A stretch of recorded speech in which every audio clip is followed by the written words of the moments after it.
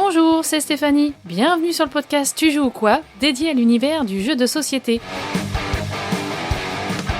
Suivez-moi, je vous emmène dans les coulisses, à la rencontre des acteurs de ce monde très créatif.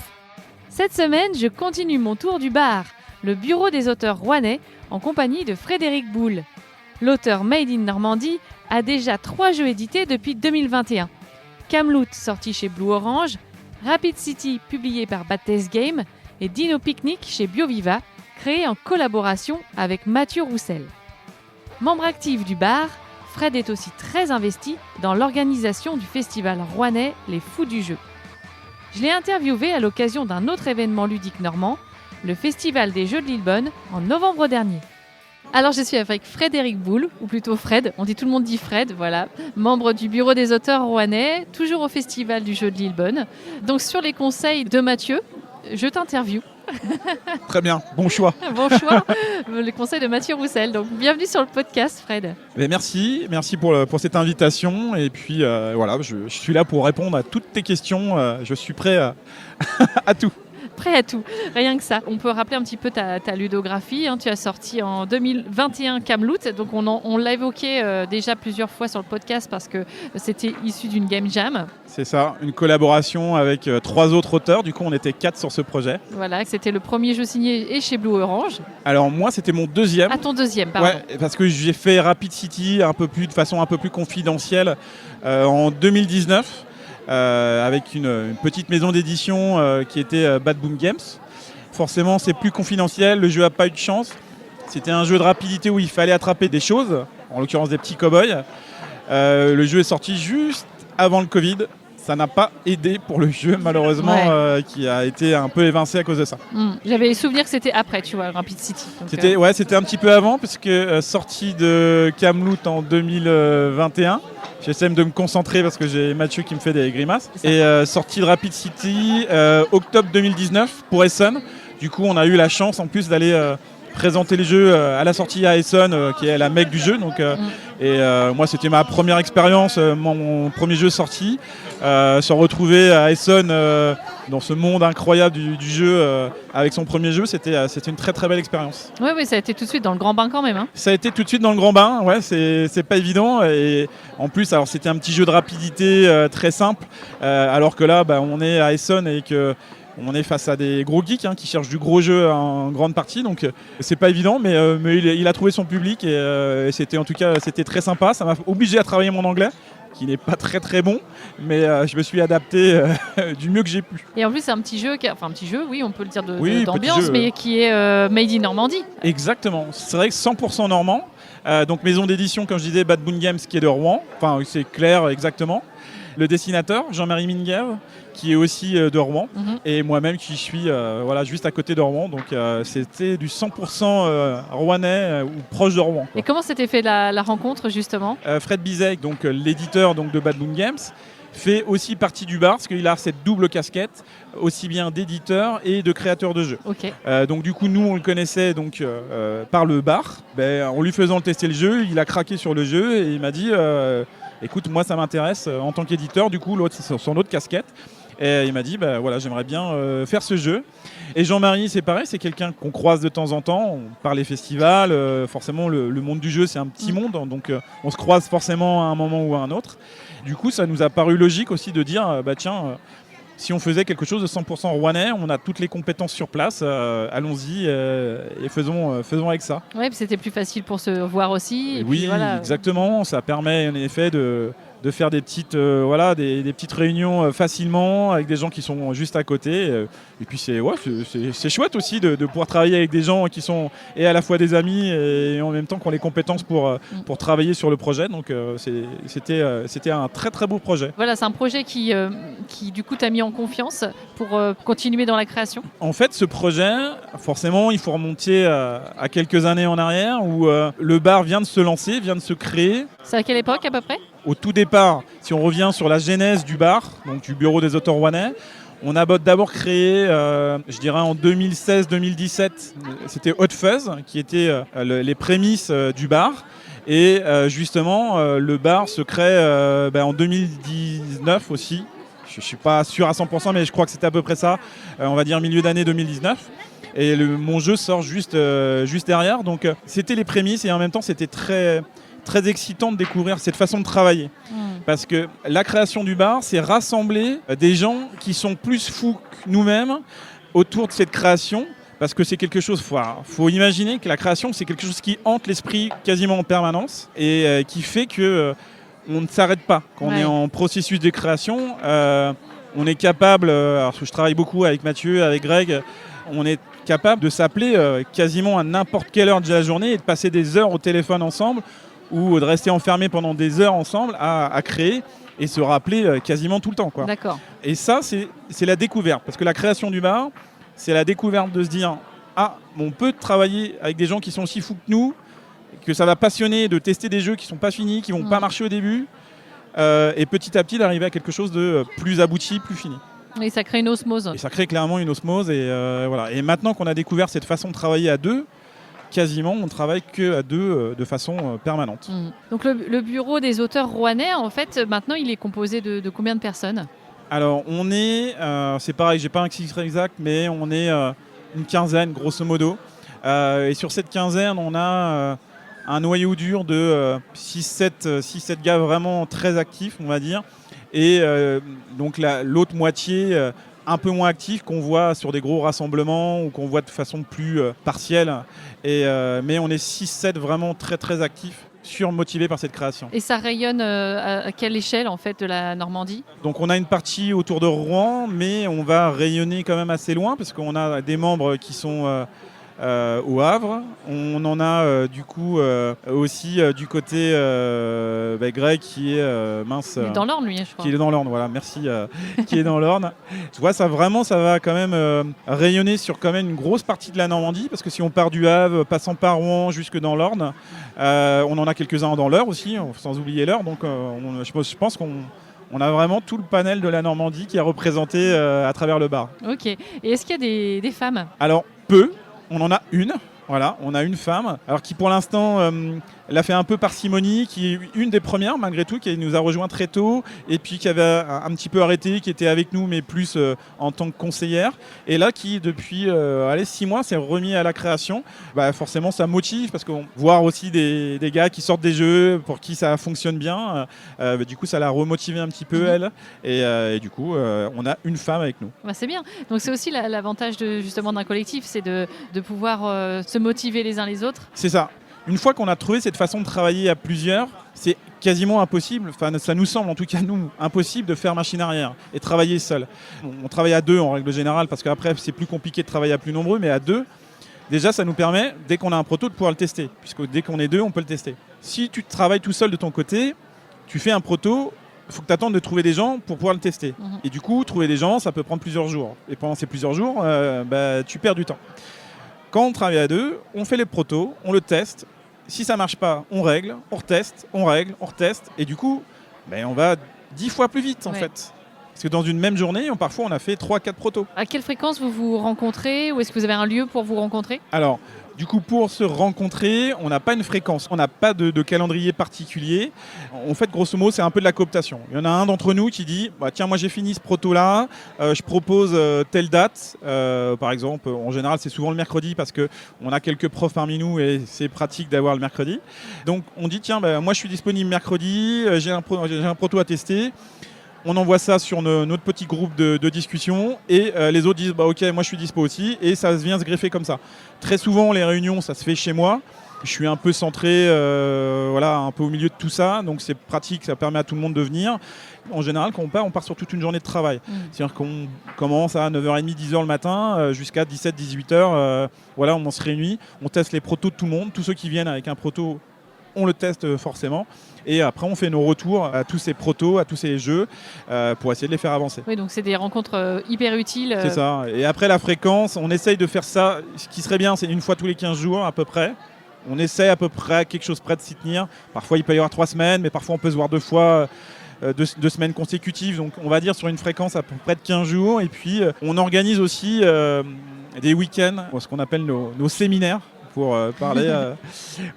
Avant tout aussi, ça c'est aussi, je pense, la force du bar, c'est que au-delà d'être animé par la même passion, on est avant tout des amis. Ouais. Et du coup, se retrouver entre nous, de toute manière, même si on fait pas de proto, on est content de se retrouver. Parce que c'est une amitié forte entre des gars et en plus animés par la même passion. Donc c'est ça aussi qui fait que ça fonctionne très bien. Et du coup, on se retrouve parfois sur des week-ends entiers. On a l'avantage d'avoir quelqu'un qui nous prête une belle maison, en plus en bord de mer, pas très loin de chez nous. Et on se retrouve tous ensemble et on va jouer. Alors on va jouer à des jeux déjà édités et à des protos, on va alterner. Parce que jouer, c'est aussi de la veille ludique et c'est très important de jouer. C'est ce qui permet aussi de maintenir le processus de création. Tout à fait, ouais. Et en même temps de travailler sur les protos. Et est-ce que vous avez aussi des game jams? On en parlait tout à l'heure avec Kamlout, c'est comme ça qu'il était né, mais là vous aviez participé à une game jam. C'est ça. Est-ce que le bureau des auteurs rouennais a cette envie-là aussi? Nous, on est toujours partants, on aime bien les challenges. Donc j'ai envie de dire, si quelqu'un nous propose une game jam, on sera content de le faire. Indirectement, les game jams, on les fait entre nous. C'est-à-dire que quand on va commencer à créer, on se dit tiens, on va essayer de se mettre sur un jeu. Alors souvent, il y en a un d'entre nous qui lance soit une thématique, soit une mécanique parce qu'il a un truc qui est sorti. Et après, on va s'enfermer, nous, naturellement, à 2 pendant 24 heures. D'accord. Donc, c'est aussi un peu notre game jam à nous parce que pendant 24 heures, on va manger du jeu pendant 24 heures. On va y aller à fond jusqu'à temps d'essayer de sortir quelque chose, d'essayer de sortir un jeu. Donc, c'est une forme de game jam, entre guillemets. Puisqu'on s'enferme. Une fois qu'on s'est enfermé pendant 24 heures, en fait, on voit si on a une ossature à peu près correcte. Et si on a cette ossature, dans ce cas-là, après, on va la développer de façon plus tranquille, parfois en visio, parfois par les séances de test, de façon un peu plus calme. Mais on va faire ces séances de création de lancement, on va dire, c'est 24 heures enfermées. Ok. Et ces contraintes-là, toi, t'aident à créer particulièrement ou c'est plutôt une idée qui va te venir comme ça et tu vas travailler dessus? Les idées, c'est comme tout, la création, c'est quand on la cherche qu'on la trouve pas. Très souvent, c'est ça. Il y en a un d'entre nous qui a envie de travailler. Je sais pas, parfois ça peut être une thématique. Il dit tiens, moi j'aimerais bien faire ça. Est-ce que ça te plaît? Ou une mécanique. Tiens, j'ai trouvé une mécanique qui je trouve intéressante. Et qu'est-ce que tu en penses si on se lançait là-dessus? Voilà. Et après, l'autre match ou pas. Et c'est comme ça qu'on se lance sur un projet. Est-ce qu'on pourrait revenir sur Dino Picnic, par exemple, qui est sorti donc en 2023 chez BioViva, que tu as sorti avec Mathieu Roussel. C'est ça. Comment il est né ce jeu? C'est exactement ce que je viens de dire. Grosso modo, Mathieu me dit ça me chauffe, j'ai envie de faire un jeu sur un plateau tournant. Voilà. Il me balance ça. Je trouve que l'idée est géniale. Et du coup, on en arrive à dire ce plateau tournant, en fait, c'est un draft. Ouais. Voilà. Et du coup, avec Dino Picnic, on a créé un peu mon premier draft, entre guillemets, parce que c'est un draft très abordable, puisque comme toutes les pièces sont posées directement sur le plateau, on les voit, il n'y a rien à tenir en main.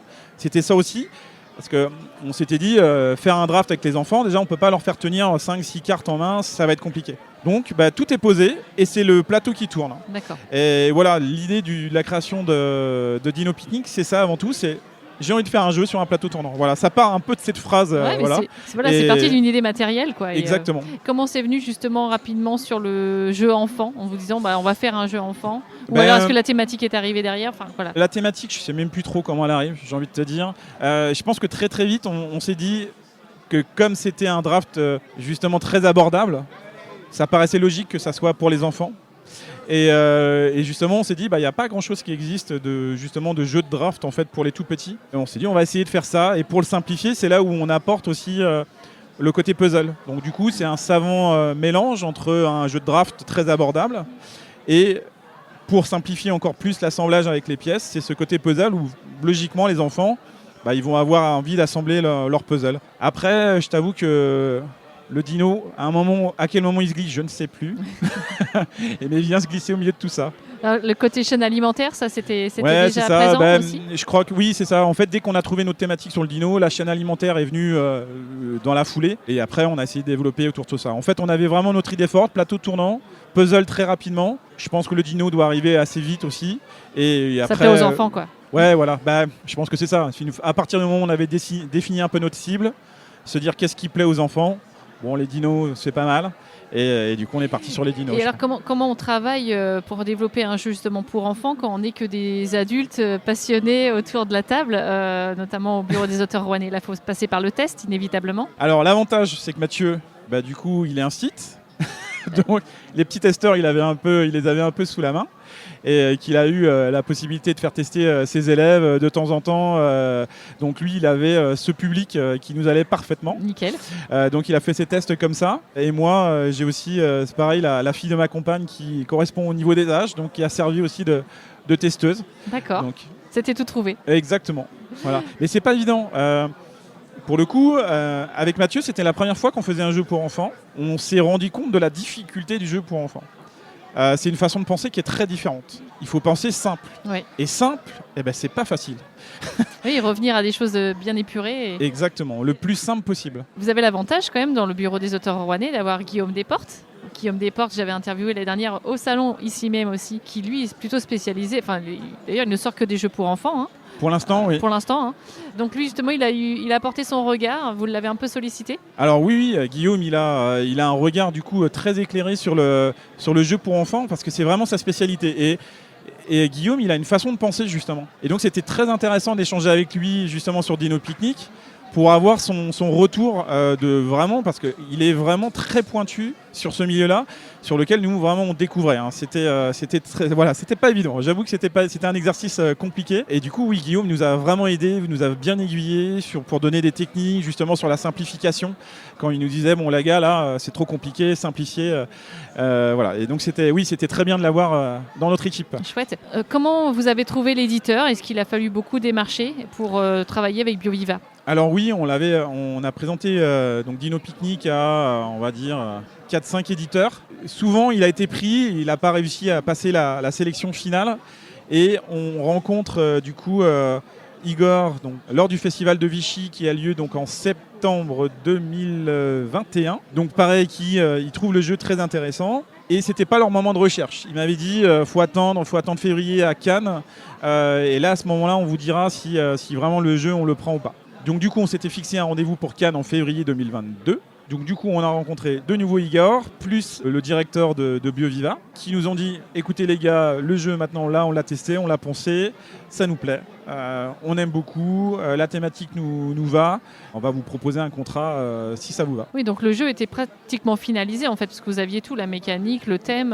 Oui, il y a eu quand même des petits changements, mais très à la marge. On a fini un petit peu de développement, rajouter un œuf par-ci, voilà, mais on était sur du changement à la marge, vraiment sur du réglage, de l'équilibrage, des petits réglages techniques. L'avantage aussi, la force de BioViva, c'est qu'il y a toute une équipe derrière. Du coup, Igor, qui était justement le chargé de projet, nous faisait des retours par mail. Donc, il nous disait, moi j'ai testé, il s'est passé ça a duré tant de temps, il s'est passé ça. Pareil pour l'autre partie, tac. Nous, on a ce petit retour, et derrière, nous, ok, on disait, maintenant qu'on a ces retours, on faisait nos réglages, on disait on retire un œuf là, on rajoute un truc là, on faisait un truc comme ça. Les ajustements se faisaient. Exactement, on a fini nos réglages comme ça. Donc combien de temps à peu près la phase de développement ? Du coup, on signe en février 2022 et je crois qu'on a dû développer jusqu'en juillet-août, quelque chose comme ça. 6 mois de développement, on va dire, derrière. Et il est sorti à Cannes 2023 ? Et il sort à Cannes 2023. Ouais, ça va être ça. Les dates, c'est pas simple. Ouais, c'est pas toujours évident. Ouais. Et alors, quels ont été les retours sur ce jeu, une fois qu'il était sorti ? Alors, on a plutôt des retours positifs. C'est pareil, ça c'est aussi la force de BioViva. On a la chance que du coup, on a un réseau de distribution qui est assez important, puisque on va retrouver ça parfois chez les Leclerc, dans les Cultura, dans les Fnac. Ça, c'est la force de BioViva qui utilise ce type de réseau de distribution. Forcément, pour l'instant, on n'a pas encore un nombre de ventes incroyable et on espère un peu plus. Mais, vous êtes à combien ? Tu as une idée ? Là, oui, on était 6 plus 4, on est à peu près à 10 000 écoulés. D'accord. Donc il y avait un premier tirage qui était de l'ordre de 12 000. Grosso modo, ils vont arriver à la fin de leur premier tirage. Et après, ils nous ont dit qu'ils allaient attendre, je pense, à peu près février l'année prochaine pour savoir justement est-ce qu'ils relancent un tirage ou pas en fonction de comment va partir les 2000 derniers. Quoi. D'accord, ok. Quelles étaient tes attentes ou vos attentes au départ ? On espérait un peu plus. Mais j'ai envie de dire, c'est normal, je pense qu'on espère toujours plus. Oui, bien sûr. On aurait aimé, on va dire, entre 20 et 30 000, ça aurait été très très bien. C'est pas un hit, c'est pas un flop. C'est un jeu, on va dire, qui a sa petite vie à 12 000. On sera à 12 000, grosso modo, au bout d'un an et demi. Donc c'est pas mal. C'est pas extraordinaire, mais c'est pas mal. Ok. Est-ce que toi, ça t'encourage à continuer peut-être le jeu un peu pour enfants ou est-ce qu'au contraire, tu es plutôt dans d'autres domaines? Encore une fois, le jeu pour enfants, c'est vraiment un domaine particulier. On a essayé avec Mathieu, on s'est rendu compte vraiment de la difficulté. Bon, on est content, on a réussi, on a été au bout avec Dino Picnic, mais c'est un exercice difficile.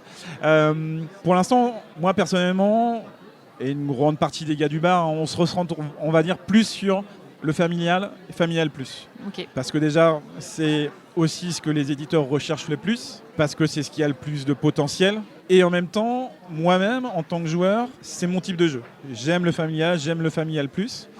Du coup, c'est plus facile, forcément, de faire des jeux qui nous concernent nous-mêmes. Bien sûr.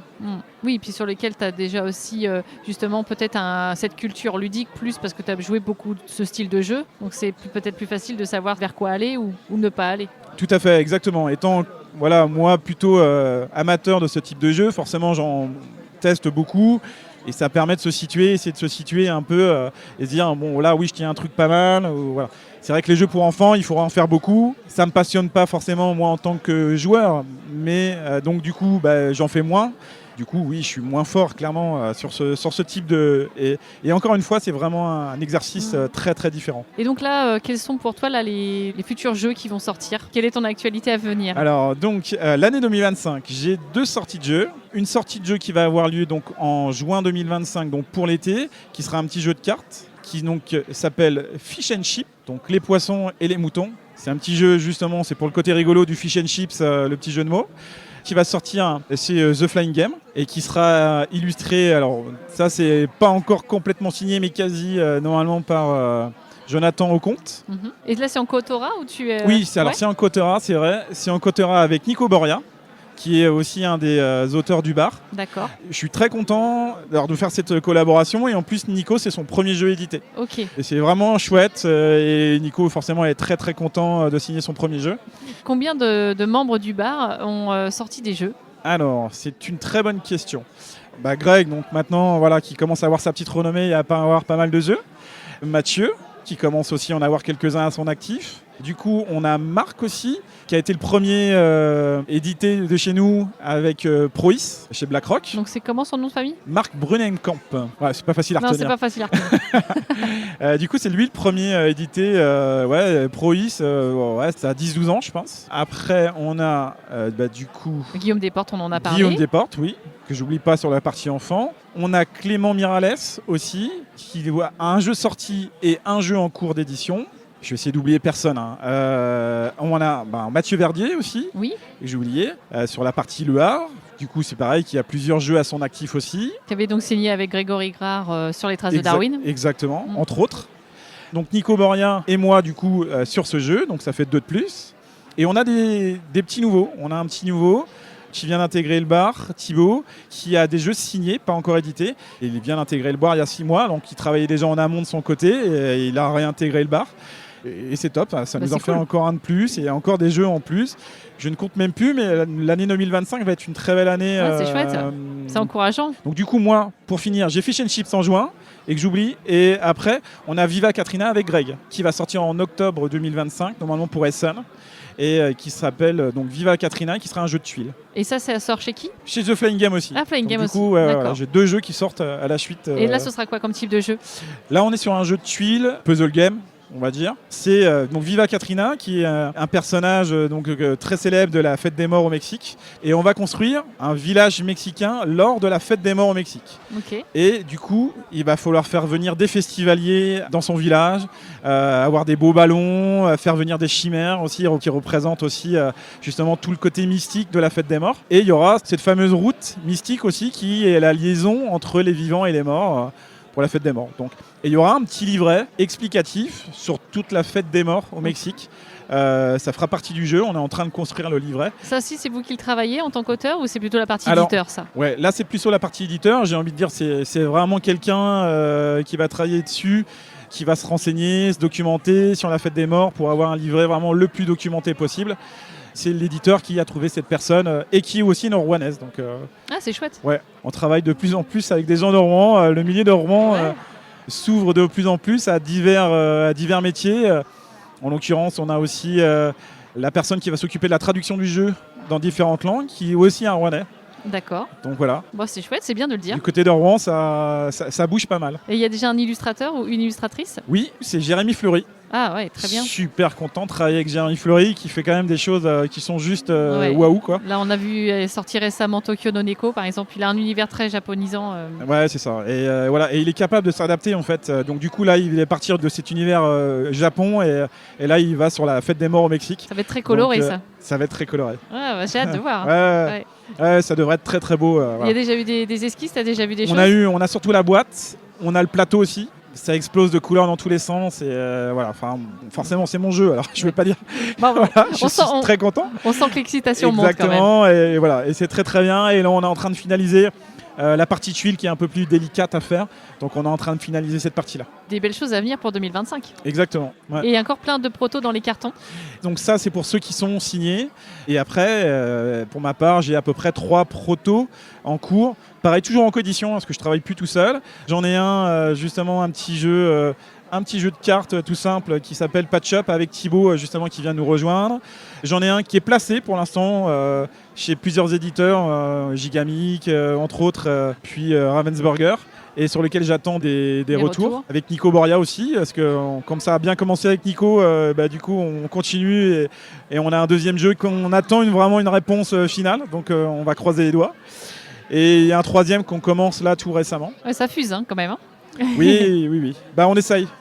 Et puis en effet, à croiser les partenariats, avec à chaque fois travailler avec une personne différente, ça permet aussi d'avoir des façons de penser différentes à chaque fois. Et on essaye de se compléter. Chacun balance un truc. Il y a des fois, il y a même des... C'est assez rigolo, mais il y en a un qui balance un truc et l'autre l'a pas compris. Et ce qu'il a compris, c'est mieux. Et en fait, on se le rebalance. C'est très étrange. Pour parler de ce jeu-là, on a une idée. Et Nico me balance une idée qu'il a en tête. En fait, j'avais pas compris. J'avais pas compris ce qu'il voulait me dire, mais j'avais compris quelque chose d'autre, de complètement différent. Et je dis ah ouais, c'est vachement cool ce que tu proposes. On fait ça comme ça. Il me dit c'est pas du tout ce que je viens de te dire, mais il me dit ton idée elle est bonne. Donc on va garder la tienne. Ouais, voilà. Et ça m'est déjà arrivé quelques fois.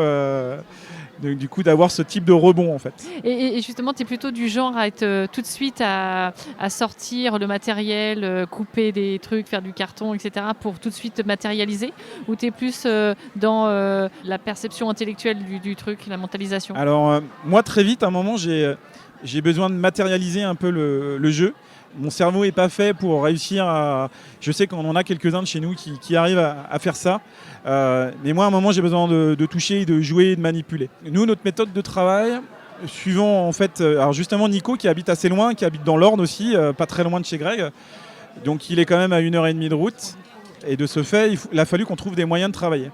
On travaille sur une plateforme qui s'appelle TTS, donc Tabletop Simulator, qui est utilisée aussi en l'occurrence pour jouer.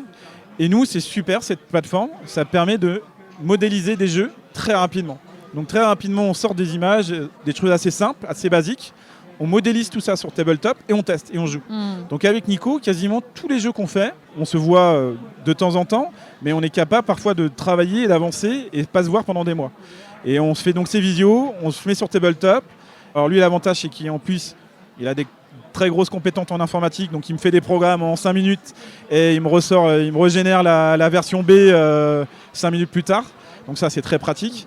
Et du coup, on reteste et on avance comme ça petit à petit.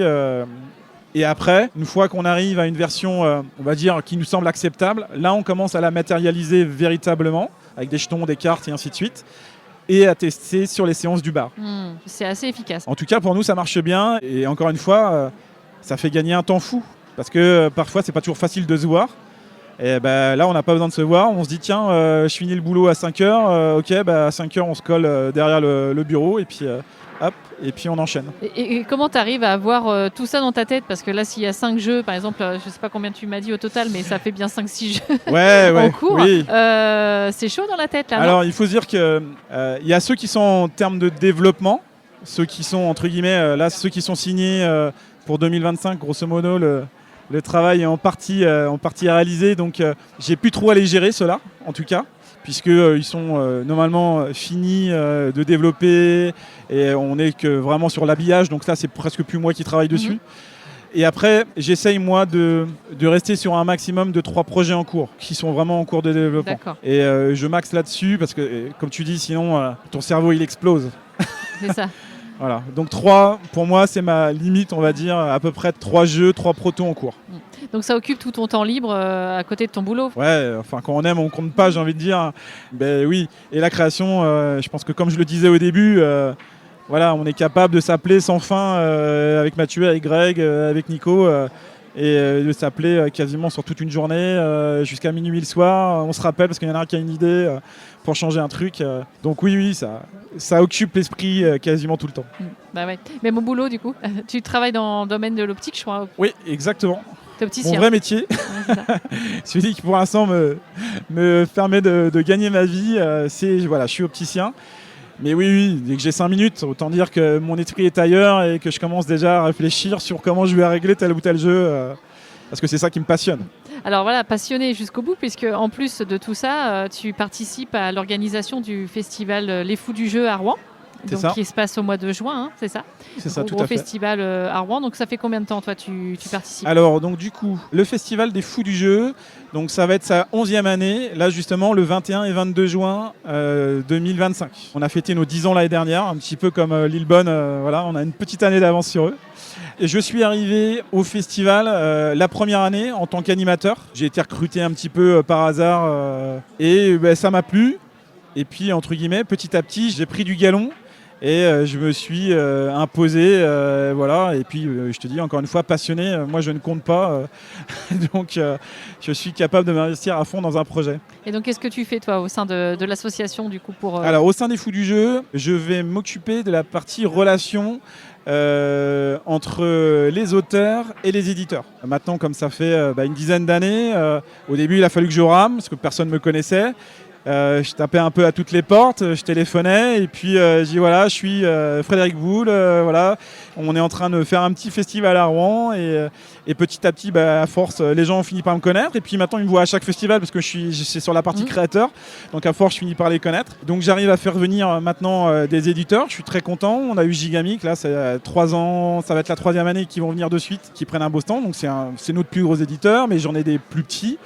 Si tout va bien, normalement cette année, j'ai BlackRock qui vient participer aussi. Okay. Donc on commence aussi à faire monter, à faire grandir notre festival, à avoir des belles maisons d'édition qui viennent. Et moi, je m'occupe aussi de cette relation-là avec les éditeurs et surtout essayer de faire une passerelle avec les auteurs.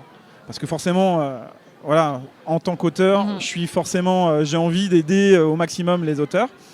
Donc je m'arrange pour déjà qu'ils soient tous dans la même salle, pour que les ponts soient faciles entre les deux. Créer du lien, quoi. Exactement, créer du lien. Et aussi, j'ai créé au sein des Fous du Jeu un concours de créateurs qui va être maintenant, je ne dis pas de bêtises, ça va être la 6e année cette année. Du coup, je me suis fait un peu relayer cette année par quelqu'un justement pour m'aider parce qu'à un moment, à force d'avoir 50 casquettes, on finit par s'y perdre. On est très content, c'est pareil, alors ça permet aussi de créer une passerelle parce que ce concours de créateurs, on va sélectionner donc sur règle au début, c'est la première sélection. Une fois qu'on a fait notre sélection sur règle, on va en sélectionner 10 qui vont être testés sur proto. Sur ces 10, on en garde 5 et sur ces 5, après, ils vont être lors du festival confrontés à un jury de professionnels. D'accord. On a David de The Flying Game, parce qu'à force de le voir, c'est devenu un ami donc du coup qui participe et qui est très content de participer. On a un membre des Fous aussi qui a une grosse culture ludique et du coup qui participe. Et on a souvent un 3e membre qui change et tout ça. Donc là cette année c'est pareil, c'est pas encore officiel mais normalement on devrait avoir un chargé de projet qui devrait venir d'une belle maison d'édition. Donc, mais je dis rien encore parce que c'est pas encore fait. Ouais, donc ce qui est bien c'est que c'est aussi des casquettes différentes aussi. Le Exactement. jury a des casquettes différentes. Oui, on a eu des youtubeurs qui ont participé, on a eu des éditeurs, on a eu des chefs de projet. Quoi qu'il arrive, sur les 3, il y a toujours 2 professionnels, plus un membre des Fous pour garder forcément par rapport à notre asso. Mais donc, on a toujours au moins 2 professionnels. Et là, du coup, ils ont un vrai retour d'éditeurs. Souvent, c'est des auteurs qui débutent pour la plupart. Donc, ils sont très contents d'avoir ce retour fait par des professionnels. Et on a vu plusieurs de nos jeux édités à la suite grâce à ces ponts qui ont permis d'accélérer l'édition de ces jeux. Donc sur 6 éditions, je crois qu'on en a 4 édités quand même. Ah ouais, et sur les gagnants. C'est quel jeu par exemple? Alors, on a eu Samsara historiquement qui est sorti, qui était, alors j'ai perdu le nom de l'éditeur, ceux qui ont fait Poul Poul, c'est un petit lémurien. Bon, enfin j'ai perdu, mais voilà, qui était leur premier jeu. Après, on a eu un petit jeu, alors je vais avoir du mal, mais c'est Cookie quelque chose. Cookie Addict, exactement. Chez un éditeur belge. Luby Édition, je crois. Voilà, merci de m'aider. C'est revenu. Exactement. Donc c'est pareil, c'est le gagnant d'un de nos jeux. On a un jeu qui n'était pas gagnant, mais qui était en finale. Ça s'appelait Miam... Mange tes nouilles, ça c'était le nom du proto. Et c'est vrai qu'on lui avait dit, bon, le jeu est bien, mais il va falloir penser à une autre idée de nom. Et il est sorti, c'est pareil, une maison d'édition pour enfants, spécialisée pour enfants, avec un logo un peu bleu. Bon, voilà, je trouve plus mes noms, voilà, je trouve plus, mais... Tu me fais un jeu en fait là. Ouais, c'est un peu ça, je suis en train de créer un jeu dedans. Bon, mais voilà, on a eu pas mal de jeux édités. Ok, cool. Donc ça prend aussi effectivement beaucoup de ton temps. Exactement. Même si c'est un peu plus ponctuel, on va dire que je vais commencer à travailler en janvier-février jusqu'à juin, et là, ça va me prendre beaucoup de temps. Mais après, le reste du temps, c'est plus calme. Ça va être un mail par-ci par-là, mais voilà. Maintenant que le gros du travail a été fait justement sur ces anciennes années, maintenant c'est beaucoup plus cool. Ouais, mais ça prend quand même un petit peu d'ampleur. En plus, maintenant vous êtes au Kind Arena, ce qui est quand même un beau lieu aussi. Ouais. Donc, on a beaucoup de chance d'avoir ce lieu, et on a accueilli 2500 personnes l'année dernière. 3300, je dis des bêtises, ouais. C'était l'année avant 2500, 3300 cette année. C'est exponentiel, ouais. Donc on va espérer que encore plus cette année, parce qu'on a des capacités assez importantes au Kind Arena. Donc, Et il y a combien de bénévoles? C'est bien de le dire peut-être. C'est pareil. Alors ça, c'est pas moi qui gère les bénévoles, donc je vais dire des chiffres, je vais me faire engueuler derrière, mais sur l'ensemble du week-end, alors forcément, il faut se dire qu'il y en a qui viennent le samedi, qui viennent pas le dimanche. Mais je crois qu'on est au moins à 150 bénévoles. C'est une vraie petite armée qui travaille pour nous, et c'est un vrai planning. C'est pas moi qui m'en occupe. C'est beaucoup de travail, ça, à gérer les bénévoles. Ouais, mais bon, c'est vrai qu'il y a pas de festivals sans bénévoles non plus. Et non, moi c'est beaucoup plus facile de mon côté, parce que les éditeurs ils viennent, c'est eux qui gèrent leur stand. Moi j'ai juste à leur dire, voilà, vous êtes là, m'organiser, être aux petits soins pour eux. Un peu de logistique et c'est bon. Et les auteurs, c'est pareil, je leur dis leur table, je leur dis voilà, et vous vivez votre vie, et voilà, et tout va bien. Voilà, beaucoup de belles choses. Est-ce que tu as d'autres projets ou d'autres envies dans le jeu? Eh bien, des projets, oui, j'en ai toujours. En fait, c'est surtout des nouveaux jeux. Et après, forcément, moi, j'aimerais avoir un jeu référence, on va dire. Ce jeu où, dans le monde ludique, ça finit par faire écho, et les gens se disent, ouais, voilà, ça c'est top, et voilà. Le Graal. Bravo, voilà. C'est ça. Donc c'est ça, on va dire, les ambitions à plus ou moins long terme. On va croiser les doigts que ça finisse par arriver. Et ça, c'est le public qui décidera. C'est tout ce que je te souhaite. Merci beaucoup.